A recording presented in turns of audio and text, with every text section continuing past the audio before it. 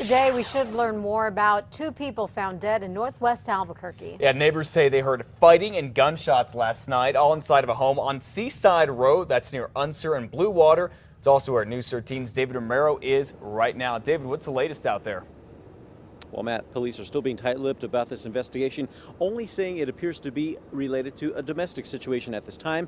In other words, they don't believe that a killer is out on the loose. Now, APD was called out to a residence here on Seaside Road near Unser and Blue Water yesterday evening after neighbors reported hearing fighting and gunshots. One neighbor spoke to our crew last night saying he knew the two men inside the home were related.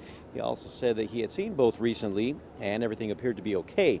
He also said he believed there had been an incident between the two a few years back, but nothing out of the ordinary. Meanwhile, police are still trying to piece together the events that led to both men dead.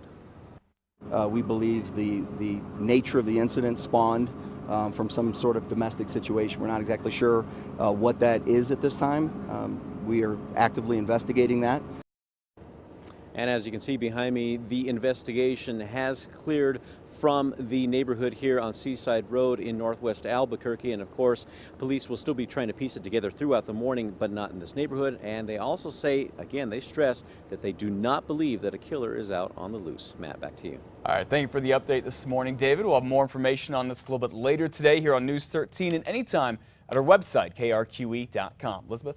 Police in one New Mexico village are still searching for a man who they say viciously attacked a woman. Ruidoso cops say the woman was attacked last week in a public bathroom in Ruidoso. Police say the woman was jogging on the path at the White Mountain Sports Complex around 8 Thursday night when she says she spotted a man coming towards her.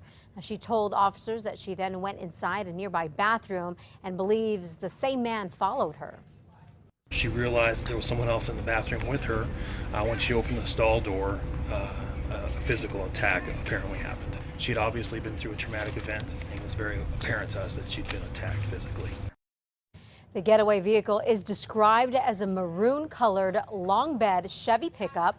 It has tinted windows and a turquoise license plate. The attacker is described as a white man in his mid-40s, possibly early 50s. He's about 6'2", with salt and pepper hair. A young woman from eastern New Mexico who says her high school basketball coach raped her years ago is not happy this morning. The criminal case could get dropped, all because a prosecutor dropped the ball. Tori Varnell was in 7th grade at Dora Schools near Clovis in 2006 when she says her basketball coach, Amber Shaw, started a sexual relationship with her. Now that is considered rape because of how old Varnell was and because Shaw was a school worker. Well, Shaw was indicted and was supposed to go on trial this year, but her lawyer filed a couple of motions and prosecutors never responded to them. So a judge dropped the charges. So the only person who was asking for anything was the defense, and the state was remaining silent. I mean, I just felt like, you know, somebody should be fighting for me, like from the state, and I felt like that's absolutely the opposite of what they were doing, that nobody, the DA, any of the judges, like nobody was actually fighting on my behalf. Curry County's district attorney says the prosecutors should have responded to the motions, and that's being dealt with internally right now.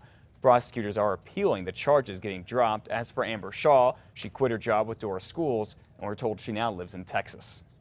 He was a youth sports coach and at one time a foster parent. This morning, this man is charged with raping 2 young girls. Santa Fe police say 52-year-old Ysleta Lujan confessed to raping a 10-year-old last year and a 16-year-old back in 1979. Police are also looking into the claims of 4 other possible victims. Lujan coached Yaffle team in Pecos youth basketball in Santa Fe and was a foster father for 6 kids years ago. Police plan to talk to all of them. An Albuquerque mother is out of jail this morning and is facing some serious charges for throwing a party with booze and having underage kids there. APD says when officers showed up to 43-year-old Michelle Ward's home near 9th and Sage, about 50 juveniles took off running. They say inside the home, about 100 people were packed in the hallway, including 6 kids too young to drink. Ward, who was throwing the party for her son's 22nd birthday, told officers she thought it was okay since everyone had a designated driver. She's now charged with 6 counts of contributing to the delinquency of a minor. We have learned an Albuquerque police officer is now being investigated in connection with Eye on Albuquerque. It's an online blog that bashes the city's and the police department's leaders. The website runs critical headlines and pictures and has used the word fascism to describe policies of Mayor R.J. Berry and Police Chief Ray Schultz. Sources say APD is investigating a female officer who may be involved with the site. They're looking at her work computer to see if she was working on the blog while on the job. The department's social media policy says workers cannot post anything that makes APD look bad. And police are still looking for whoever went on a rampage inside several schools in Albuquerque last weekend. Cibola High School was the hardest hit. Take a look at this. 16 portable classrooms in the school's main building got broken into early Monday morning. Whoever did it broke more than 30 windows and a number of computers. Plus, take a look. They sprayed classrooms with paint and fire extinguishers, caused a huge mess there. Cost $40,000 to fix all of this stuff.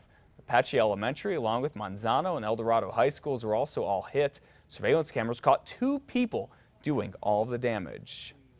And we now know the name of a new juvenile detention center in southern New Mexico. It'll be called the Lincoln Pines Youth Center. This used to be Camp Sierra Blanca facility. It's near Fort Stanton. Lincoln Pines is set to open in October and will house 24 medium-risk juvenile offenders.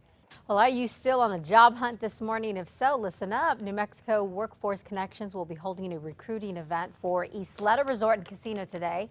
The casino is looking for everything from bar folks to bartenders to front desk agents and slot floor technicians. The job fair runs from 8:30 to 1 p.m. Be sure to take your resumes and dress professionally.